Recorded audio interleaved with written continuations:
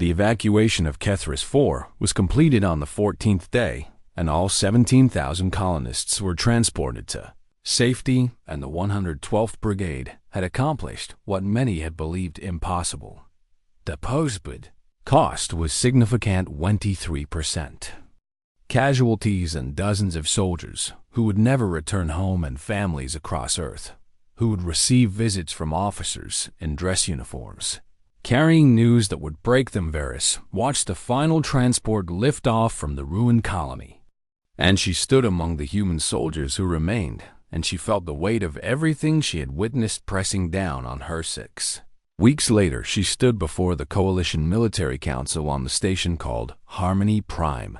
The chamber was vast and circular, and representatives from 12 species sat in tiered rows that rose toward a domed ceiling painted with stars. Varys had prepared her report for weeks, and she had reviewed her data countless times, and she still did not know if she could make them understand. Liaison Talcon, the council speaker said, and the Morith's voice echoed through the chamber. You have completed your assessment of human combat effectiveness, and the council awaits your findings. Varys stepped forward, and she activated the holographic display, and she began with the simple facts. The 112th Human Expeditionary Brigade achieved a mission success rate of 94% during the HFY 4 operation, she said. They evacuated all 17,000 colonists, and they inflicted significant casualties on Dominion forces, and they held ground the tactical projections suggested was indefensible. The council members murmured among themselves, and these numbers were impressive by any standard. However, Varys continued, my assessment has revealed something unexpected about human warriors that I must now explain to this council. She changed the display, and psychological profiles appeared on the screen. Every soldier in the 112th Brigade shows signs of severe emotional compromise, she said. Trauma and grief and guilt and attachment disorders and persistent psychological instability. The murmuring grew louder. By Surati standards, these soldiers should be unfit for duty, Varys said. By Morith calculations, they should have been decommissioned cycles ago, and by the metrics that most coalition species use, they are completely broken. The council speaker leaned forward. Then how do you explain their effectiveness? The Morith asked. How do damaged warriors achieve results that exceed undamaged ones? Varys took a deep breath. Because we have fundamentally misunderstood what makes humans strong, she said. She deactivated the display, and she spoke directly to the council. We believe that effective warriors must suppress their emotions, and we thought that attachment was weakness, and we assumed that grief and fear and love were obstacles to combat effectiveness. She paused. We were wrong. The chamber fell silent. Humans do not suppress their emotions, Varys continued. They feel everything, and they feel it deeply and constantly and without relief. She thought of Private Cho crying during combat, and Sergeant Jang kneeling before his memorial of the dead, and Commander Park shaking in the darkness behind the medical station. They are terrified, she said, all the time, and every mission and every battle, and they know exactly what they risk, and they know exactly what they might lose. She thought of Kim dying to save others, and the soldiers who had wept over his body, and the commander who had promised to tell his daughter about her father.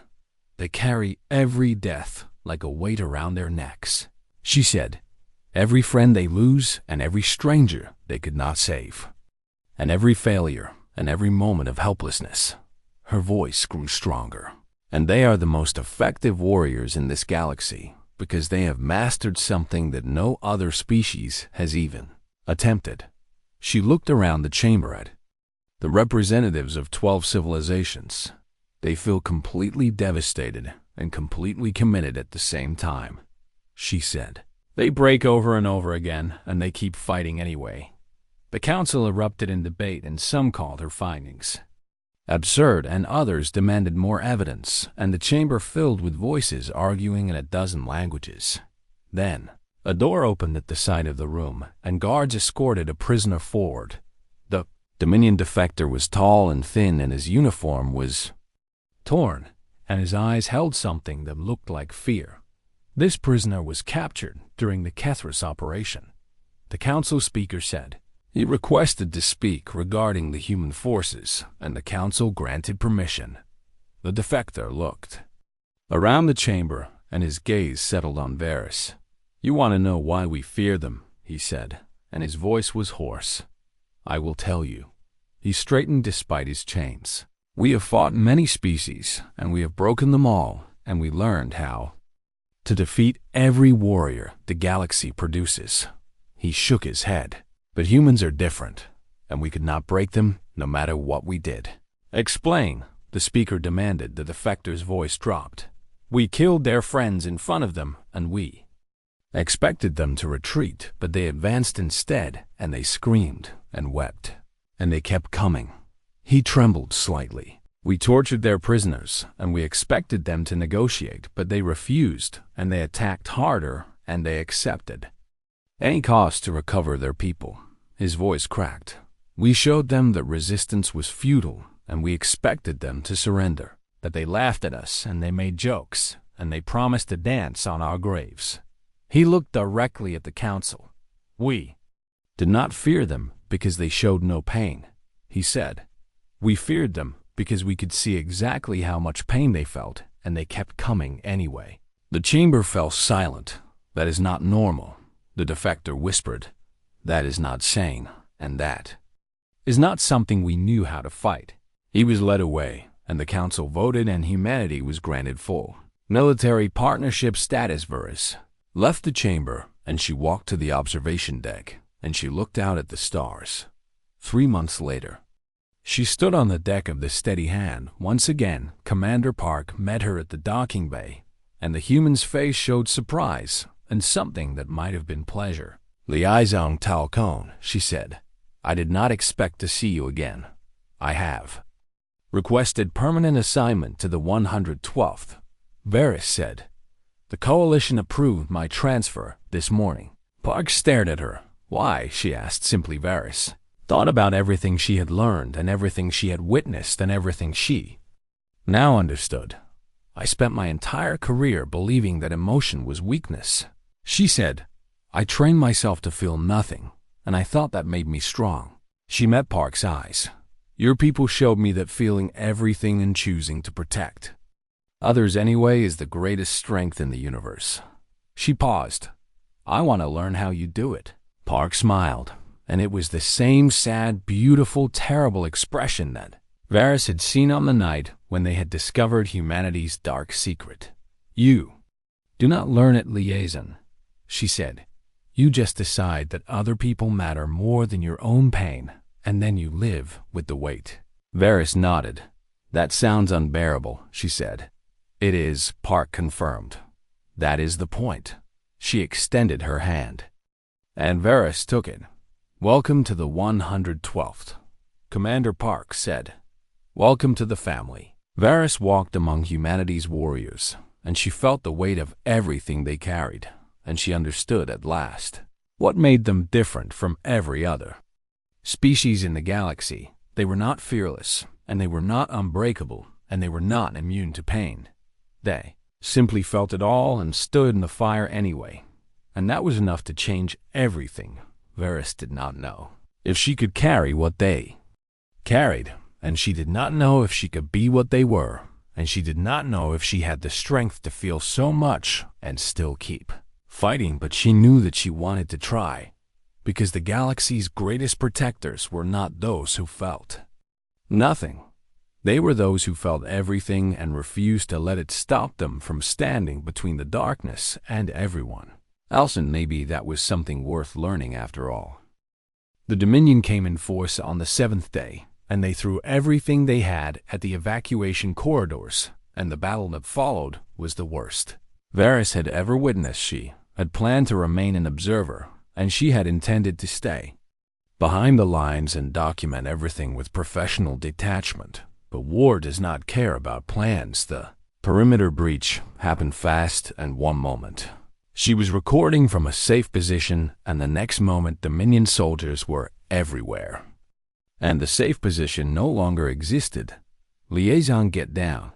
Sergeant Jang shouted, and he tackled her behind a shattered wall as plasma. Fire screamed overhead. Varese grabbed the weapon from a fallen soldier, and her hands knew what to do even if her mind screamed that this was not her role, and she opened fire on the enemies that poured through the breach.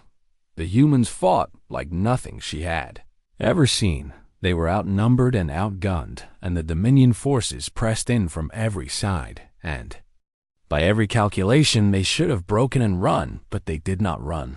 They formed tight groups, and they covered each other, and they gave ground slowly when they had to, and they reclaimed it savagely when they could. Private Cho was beside her, and the young woman fired her weapon with precise efficiency, and her face was wet with tears that never stopped flowing.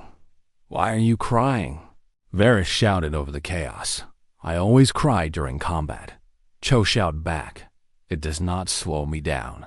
She killed 3 enemies in quick succession, and her tears kept falling, and she kept fighting, and Varese felt her understanding of strength crumble completely. The battle lasted for hours. When the Dominion finally pulled back, they left hundreds of dead behind them, and the humans stood among the ruins and breathed and bled and lived.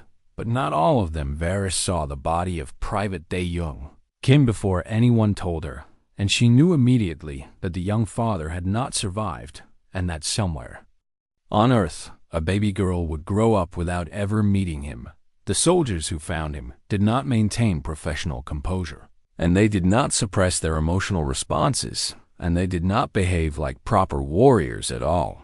They wept. Sergeant Jang fell to his knees beside the body, and he screamed Kim's name, and his voice broke into something raw and terrible. Private Cho pressed her hands over her mouth, and her whole body shook with sobs that she could not control. Others gathered around, and they touched Kim's face and his hands and his armor, and they spoke to him as if he could still hear, and their words were soft and broken.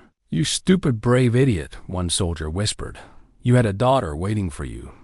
He saved 4 people."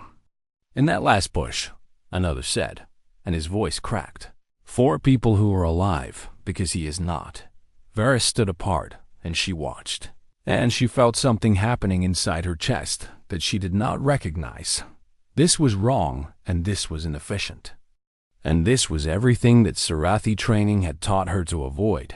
But she could not look away, and she could not deny that what she was witnessing was also somehow beautiful. Commander Park arrived, and she looked down at Kim's body, and her face went through a series of expressions that Varese could not track. Then she knelt, and she touched Kim's forehead gently, and she spoke in a voice that was steady despite the tears on her cheeks. "Rest now, soldier," she said.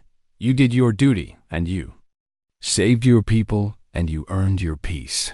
She stood, and she looked at the soldiers around her. "We will mourn him," she said, and her voice carried across the gathered warriors. "We will remember him, and we will carry him with us, and we will honor his sacrifice by completing this mission." She took a breath. "And then we will go home, and we will tell his daughter what kind of man her father was." The soldiers wiped their faces, and they checked their weapons, and they turned back toward the perimeter that still needed defending. They were broken, and Varese could see it clearly, and the death of their comrade had shattered something inside each of them, and they kept fighting anyway. Later that night, Varese found Commander Park alone behind the medical station. The commander was sitting on an empty supply crate, and her hands were shaking, and her breathing was uneven, and she did not seem to notice that she was no longer alone. "Commander," Varese said softly. Park looked up, and her eyes were hollow and haunted, and she did not try to hide it. "Liaison," she said, and her voice was rough. "I was just taking a moment." Varese sat down beside her, and she did not speak, and she simply waited. After a long silence, Park began to talk. 18 years, she said. "I have been doing this for 18 years, and I have lost more people than I can count, and every single one of them is still here with me." She tapped her chest. "Right here," she said, every face and every name and every last word they spoke.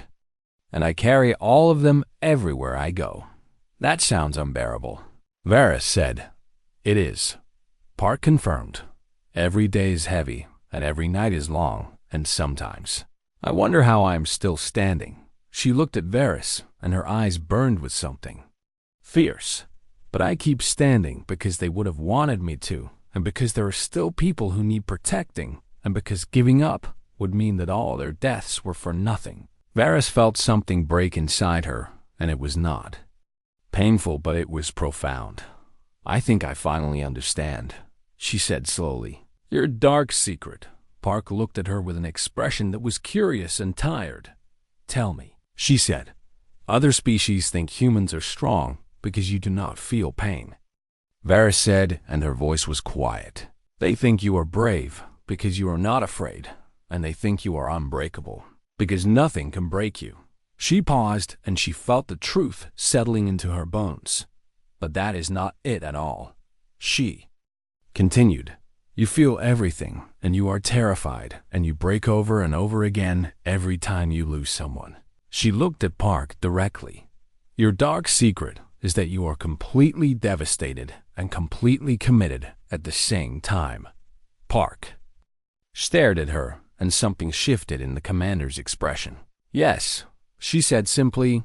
"You hurt," Varys said, "all the time, and in ways that would destroy Sirathi warriors, and you carry wounds that never heal." "Yes," Park said again. "And your strength is not that you are immune to suffering," Varys finished. "Your strength is that you suffer for others, and you choose to keep suffering if it means you can protect them." Commander Park smiled, and it was sad and beautiful and terrible all at once. "Now you understand," she said. "Now you know what we are."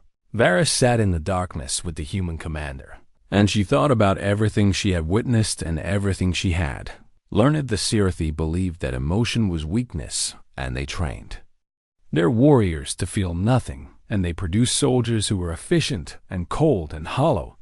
The humans did the opposite, and they felt everything, and they carried every death and every failure and every moment of fear and grief and rage. Somehow they were stronger for it, not despite the pain, but because of it. The pain reminded them why they fought, and the grief kept them connected to the people they protected, and the fear proved that they still had something left to lose. Varys understood. Now humanity's dark secret was not a weapon or a tactic or a hidden advantage. It was simply this: they were willing to be destroyed over and over again in order to save others. And that was something no other species in the galaxy had ever truly understood. 3 days passed, and the Dominion sent reinforcements and the evacuation that should have taken hours would now take weeks. Varys used this time to study the humans more closely, and what she found disturbed her in ways she could not explain. The soldiers laughed during meals, and they told stories, and they made jokes that seemed inappropriate given their circumstances, and their laughter was loud and genuine, and it echoed through the ruined buildings they had claimed as a forward operating base. But when night came, the laughter stopped. Varys walked the perimeter in the darkness, and she found soldiers sitting alone and staring at nothing, and their eyes held something she had never seen in Sirathi warriors. She found Private Yejin Cho standing guard at the eastern wall, and the young woman's face was wet with tears that she did not bother to hide. "Private," Varys said, and she approached carefully. "You are experiencing emotional distress, and this will compromise your effectiveness." Cho looked at her, and the human's eyes were red and swollen, and she laughed, but the sound held no joy. "Liaison, I have been compromised since my first deployment," she said, and her voice was rough. "We all have, and that is just how it works." "I do not understand," Varys admitted, and she sat down beside the human soldier. "Sirathi doctrine requires emotional suppression, and warriors who cannot control their feelings are removed from service." "That sounds efficient," Cho said, and the word sounded strange in her mouth. "It is," Varys confirmed. "It produces warriors who are not distracted by sentiment, and who can make difficult decisions without Hesitation. Cho was quiet for a moment, and she looked out at the burning horizon where Dominion forces waited. When I was 19, I watched my best friend die, she said, and her voice was flat. She bled out in my arms, and she called for her mother, and I could not do anything except hold her. Varys felt something cold move through her chest. I am sorry, she said, and the words felt inadequate. I think about her every day, Cho continued. Every single day, and I see her face when I close my eyes, and I hear her voice in my dreams, and it never stops, and it never gets easier. Then why do you continue to fight? Varys asked. If the pain is so great, then why not leave the service? Cho turned to look at her, and the human's expression held something Varys could not name. Because the next person might be someone else's best friend, she said. And maybe I can save them when I could not save her. Varys did not know what to say, and she left Cho to her watch and her grief and her impossible determination. The next day she found Sergeant Jiang in a small room at the back of the base, and what she saw there confused her completely. Jiang knelt on the floor, and before him was a collection of objects that seemed random and meaningless, scraps of cloth and small stones and pieces of metal and bits of paper with writing that Varys could not read. Sergeant, she said from the doorway, what is this? Jiang did not look up, and his hands moved carefully among the objects, and his voice was soft. Names, he said simply. I do not understand. Every person I could not save, Jiang explained, and he lifted a small stone and held it gently. Every friend who died and every stranger who needed help and every soul who slipped away while I watched. He placed the stone back with the others. I carry them with me, he said. Everywhere I go and everything I do, and they are always here. Varys stared at the collection, and she counted the objects, and there were dozens of them, and each one represented a death that this man had witnessed. This serves no tactical purpose, she said, and her voice shook slightly. This damages your psychological stability, and it compromises your effectiveness. Jiang finally looked up at her, and his eyes held depths that frightened her. You think I do not know that, he said, and his voice was kind despite her words. You think I chose to carry this weight, and you think I want to feel this pain every day of my life. He stood slowly, and his movements were heavy. Carry them because they deserve to be remembered, he said. I carry them because someone should. And I carry them because letting go would mean pretending they never mattered. But why? Varys demanded, and she felt something breaking inside her. Why put yourself through this suffering when you could simply suppress it like Sarathi warriors? Du Jiang smiled, and it was the saddest expression she had ever seen on any face, because the moment I stop feeling their loss is the moment I stop caring about the next person who needs saving, he said. The pain keeps me human, and being human is what makes me fight. Varys returned to her quarters, and she accessed the psychological profiles of every soldier in the brigade. And what she found should have been impossible. Every single one of them showed signs of what Sarathi would classify as severe emotional compromise guilt, and grief and trauma and attachment disorders and recurring psychological episodes and persistent emotional instability. By every metric, she knew the entire 112th Brigade should be unfit for duty, and they should be decommissioned and replaced with soldiers who could actually function. But the 112th was one of the most effective units in Coalition space, and their mission success rate exceeded every other brigade, and they saved more lives and completed more objectives than any comparable force. The mathematics did not work, and the logic did not hold, and Varys could not understand how broken warriors could fight so well. She requested a meeting with Commander Park, and when they sat together in the commander's small office, Varys laid out everything she had found. Your soldiers are damaged, she said, and she showed the data on her display. All of them, and not just the ones I interviewed, but every single person in this brigade, show signs of psychological trauma that should render them ineffective. Commander Park looked at the data, and she nodded slowly. Yes, she said simply. You knew this. Varys said, and it was not a question. I have known it since my first command. Park confirmed. I carry the same weight they do, and I feel the same pain, and I fight through the same darkness. How? Varys demanded. How do you function, and how do you lead, and how do you keep fighting when you are carrying all of this inside you? Commander Park was quiet for a long moment, and when she spoke, her voice was barely above a whisper. Because we have to, she said. Because if we stop, then someone else will suffer, and we have decided that their lives matter more than our pain. She leaned forward, and her eyes held something that burned. You want to understand us, liaison, and I will tell you the truth that no one else seems to grasp. She took a breath. We are not strong because we do not feel, and we are not brave because we are not afraid, and we are not unbreakable because we never break. Her voice grew firmer. We are strong because we feel everything and we break constantly. And we are still here anyway. Varys stared at her, and she felt something shifting in her mind. That should be impossible, she said. And yet here we are. Commander Park replied, fighting and bleeding and dying and saving people. We have never met because we refuse to let pain be an excuse for doing nothing. That night, Varys submitted a preliminary report to Coalition. Command: human warriors carry severe psychological burdens that should render them combat ineffective. She wrote, investigation ongoing into why this assessment is incorrect. She did not yet know the answer, but she was getting closer. The drop was violent, and the transport shook as plasma fire streaked past the viewports, and the human soldiers sat in their harnesses with their eyes closed or their lips.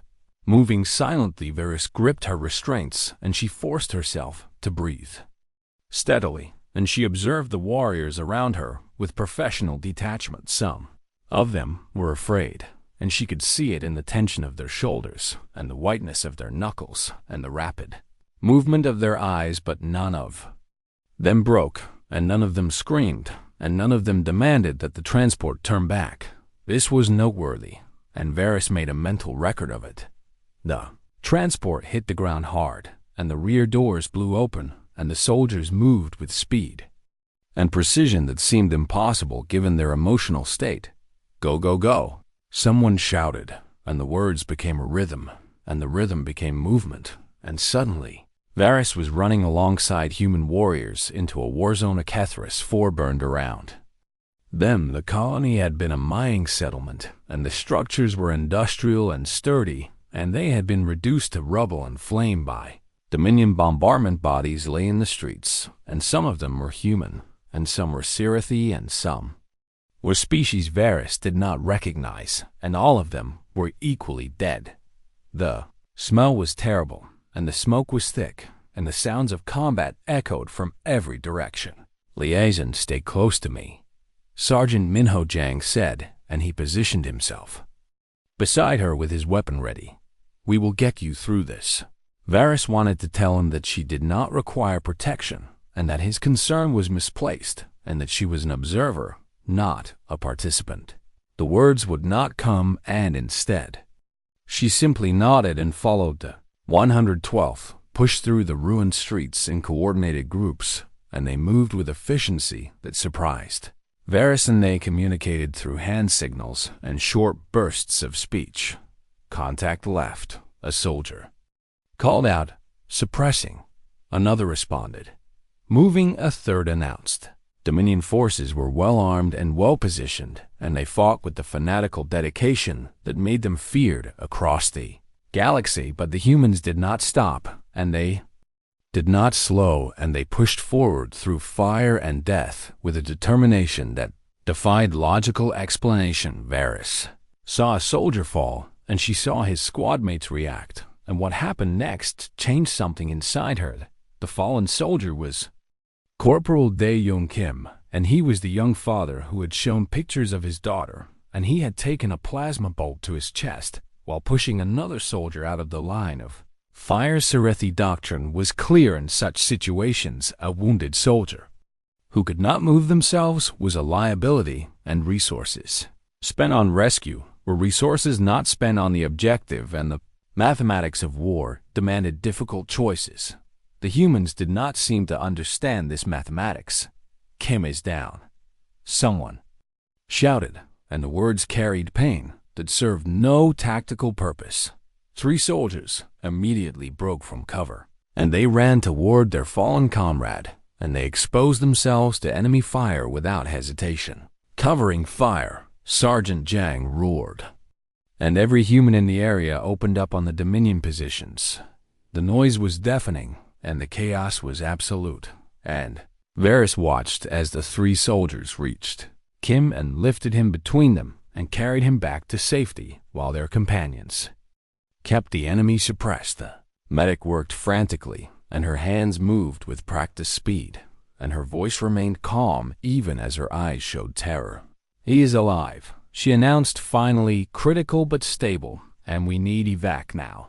Commander Park appeared beside Varys, and her face was streaked with dirt and sweat, and her eyes were hard.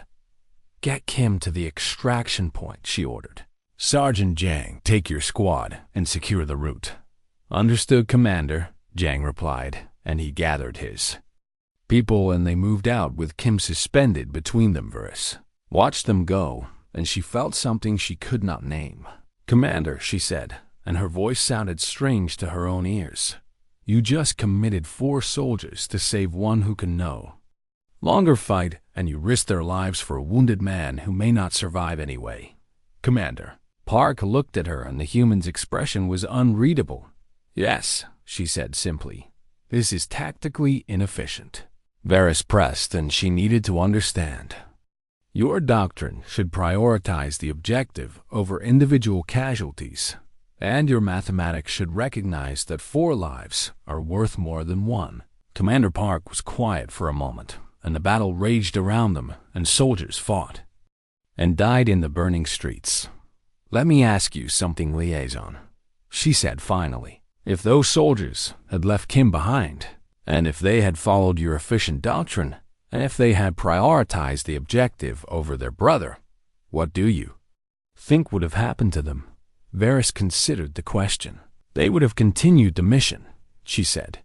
"They would have maintained combat effectiveness, and they would have achieved the objective." "No," Commander Park said, and her voice was gentle but certain. "They would have been destroyed, and not by the enemy, but by themselves, and they would have carried that choice forever, and it would have eaten them alive." She turned back toward the battle. "We do not leave family behind," she said. "That is not an efficiency, liaison, and that is what makes us human." The 112th reached the bunker complex as night fell, and the colonists were waiting inside, and they had been trapped for weeks, without hope. 17,000 people, and they were starving and terrified, and many of them were wounded, and they had expected to die when the humans breached the doors and called out that rescue had arrived. The sound that rose from the bunkers was unlike anything Varys had ever heard. It was weeping and laughter and screaming and prayer all mixed together, and it was the sound of people who had been certain of death being given life instead. The humans moved among them with care that seemed impossible given the battle they had just fought. They distributed rations from their own supplies, and they treated wounds with their own medical equipment, and they carried children in their arms and spoke soft words to the elderly, and they frightened Varys watched a human soldier kneel.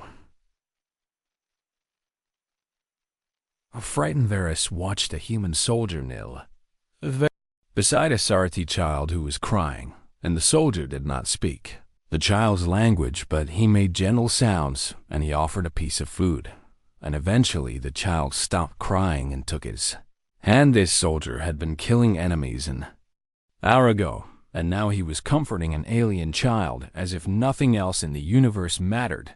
That night, when the perimeter was secured and the exhausted soldiers finally rested, Varys walked among them. She found small groups gathered in the darkness, and their voices were low, and their words were heavy. "I keep seeing them," one soldier said to another. "The ones in the streets and the ones we could not reach in time."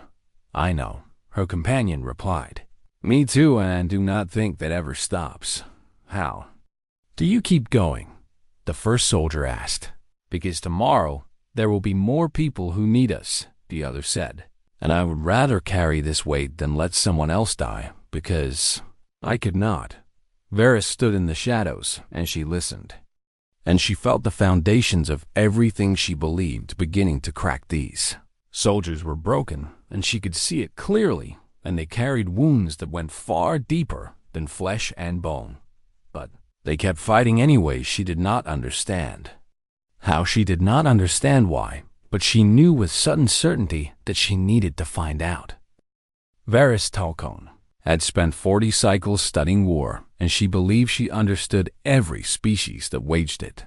Morith fought with cold calculation, and they treated soldiers as numbers on a screen, and they accepted losses the way accountants accepted expenses. The Dravani fought with religious fury, and they threw themselves into battle without thought, and they died in waves that accomplished nothing. The Kree Dominion fought with cruelty as their weapon, and they broke their enemies through terror, and they left nothing but ash and silence behind them. But humans were different, and Varys could not understand why. She stood on the observation deck of the transport vessel, and she watched the blue and green planet called Earth grow smaller in the viewport as she reviewed her assignment one more time. Galactic Coalition wanted an official assessment of human combat effectiveness, and they had chosen her because the Sirathi were known for their objectivity and their emotional detachment and their inability to be swayed by sentiment. Varys was proud of this reputation, and she had spent her entire career eliminating emotional responses from her analysis, and she believed this made her the perfect observer. The transport carried her toward the Amber Corridor, where the 112th Human Expeditionary Brigade was engaged in operations against the Kree Dominion, and where 17,000 colonists were trapped on a world called Kethris. She would embed with these human warriors, and she would document their methods, and she would determine whether humanity deserved full military partnership status within the coalition. It should have been a simple assignment when the transport docked with the human carrier vessel called the Steady Hand. Varys gathered her equipment and prepared herself for what she expected to find.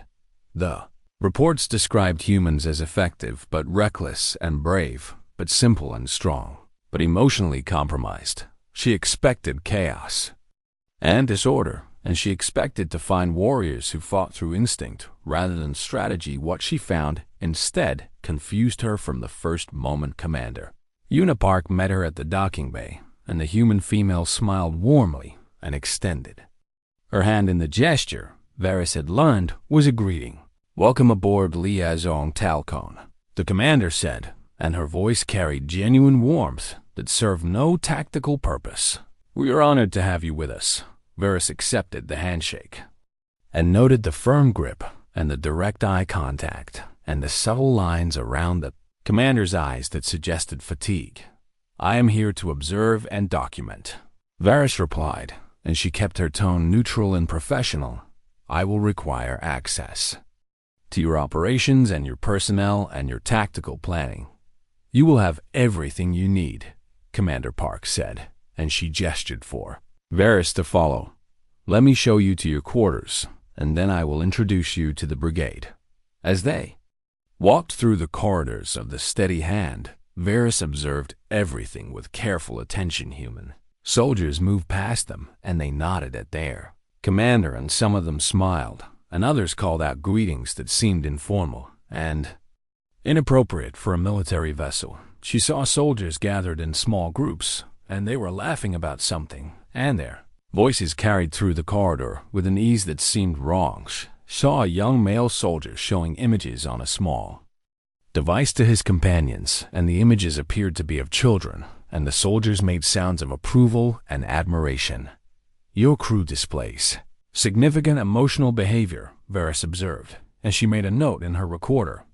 Is this not a distraction from combat readiness, Commander?